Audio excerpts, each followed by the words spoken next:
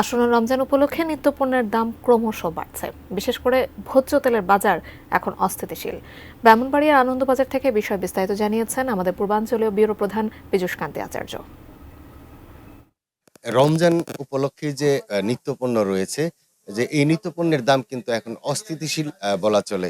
বিশেষ করে যে এখানে খোলা বাজারের যে ভোজ্য তেল রয়েছে, খোলা বাজারে ভোজ্য তেল কিন্তু এখন বাজারে পাওয়াই যাচ্ছে না। আর প্যাকেটজাত যে তেল রয়েছে, তেলের দামও আ আ প্রতি কেজিতে ৳৫ থেকে ৳৬ কিন্তু বেশিতে বিক্রি করতে হচ্ছে।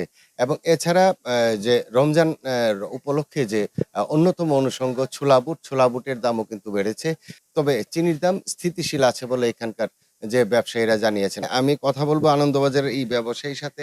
আসলে তেল, চিনি এবং ছোলা বুট সম্পর্কে হচ্ছে না। তেল তো কোম্পানির কাছে গেলে এ আটা নিতে হবে, সুজি নিতে হবে, সরিষার তেল নিতে হবে।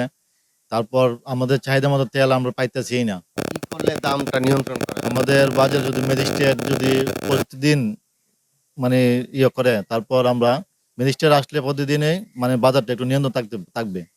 বিশেষ করে বিশেষ পাইকারি যে বিশেষ করে পাইকারি বাজারে বিশেষ মনিটরিং করতে হবে ম্যাজিস্ট্রেট।